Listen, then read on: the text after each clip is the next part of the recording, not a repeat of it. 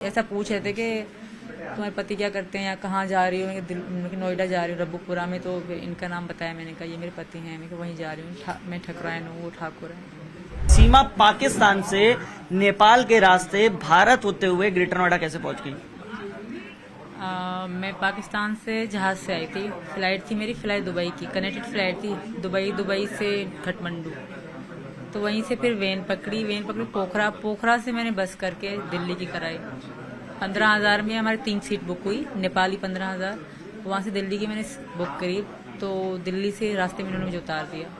वहाँ जब बॉर्डर पे थी आप तो क्या क्या पूछा गया, क्या क्या जानने की कोशिश की, या जो वहाँ पे मिलिट्री थी, जो सिक्योरिटी फोर्सेस थी, वो क्या जानने की कोशिश की आपसे? पूछा आपसे, कोई बातचीत हुई? एक ही आया था, ज्यादा नहीं आया। मतलब नेपालियों ने तो मुझसे पूछा ही नहीं, मुझसे बात ही ना करी। जब नेपाल बॉर्डर क्रॉस करे थे ना, तो उन्होंने मुझसे बात भी ना करी। मतलब ऐसा, जब बॉर्डर आने से पहले जो बस का कंडक्टर था उसने हमारे नाम लिख दिए थे कि सीमा, मेरे बच्चों का।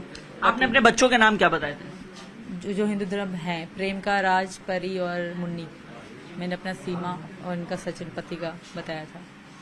तो क्या पूछा था वहाँ, क्या जानने की कोशिश की थी? जब नेपालियों ने तो कुछ पूछा ही नहीं मुझसे, कोई भी सवाल नहीं करा। कि अपनी नेपालियों से पूछ रहे थे कि ये इंडिया की है, या इंडिया जा रही है। तो इंडिया का एक ही पुलिस ऑफिसर आया था, ओनली एक ही आया था। वो सब अच्छा, बहुत अच्छा था वो। उसने बस मुझसे एड्रेस पूछा, पति का नाम पूछा और मेरे बच्चों से प्यार करा था। बीमार थे ना मेरे बच्चे, सारे सिर्फ गोदी में पड़े हुए थे। इससे ज्यादा उन्होंने कुछ सवाल नहीं करे। वो बहुत अच्छा इंसान था, शायद बस यही। उन्होंने कार्ड वार्ड कुछ नहीं पूछा मुझसे। हाँ, बस ऐसा पूछ रहे थे कि तुम्हारे पति क्या करते हैं या कहाँ जा रही हो, नोएडा जा रही हूँ रब्बुपुरा में। तो फिर इनका नाम बताया, मैंने कहा ये मेरे पति हैं, मैं वहीं जा रही हूँ, मैं ठकरायन हूँ, वो ठाकुर है। इससे ज्यादा उन्होंने सवाल ना करे। और बस अब कितने दिन ट्रेवल रहा? आप कब चली थी पाकिस्तान से, किस तारीख को चली थी? मैं 10 मई 4 बजे चली थी। 10 मई 4 बजे। और फिर यहाँ आई है 13 तारीख को, यानी 3 दिन लगातार सफर रहा है। जी सर। तो पहले यहाँ से दुबई गई, दुबई में तो आपके पति भी थे ना? वो तो सऊदीया में है, पर मैं दुबई में थी। दुबई में मेरा फ्लाइट। इस दौरान 3 दिनों में कोई बातचीत हुई पति से? ना, इन दिनों में नहीं हुई। मैं उधर एयरपोर्ट के अंदर ही थी। एयरपोर्ट से बाहर हम गए ना, कनेक्टेड फ्लाइट थी ना, एयरपोर्ट से बाहर आउट नहीं जाने देते। तो वहीं से दूसरे जहाज में बिठा दिया।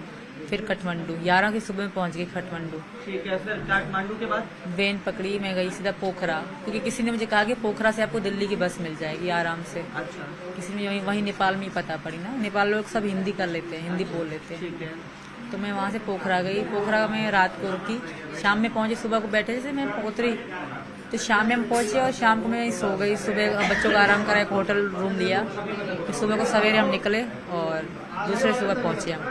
देखिए, अब लगातार एक सवाल और पूछा जा रहा है कि सीमा यहाँ पहुंच गई है, इलीगल वे से पहुंची है, अब यहाँ क्या चाहती हैं? मैं यहाँ रहना चाहती हूँ, सचिन से शादी करके यहाँ की नागरिकता बनना चाहती हूँ, क्योंकि मैं वापस नहीं जाऊंगी। मैं इनके बगैर रह नहीं सकती, पहली बात। दूसरी बात, अगर गई भी ना तो पाकिस्तान में मुझे वहाँ मार देंगे मेरे घर वाले, क्योंकि हमारे यहाँ ऐसे ही सिस्टम चलता है। जब मुसलमान से अगर कर लेना लव मैरिज और पकड़ा जाए तो उनको मार देते हैं। ये तो हिंदू है और इंडिया का है, तो सब थू तो भी करते होंगे मुझ पर। कोई भी खुश ना होता होगा, सब गाली देते होंगे मुझे मुसलमान।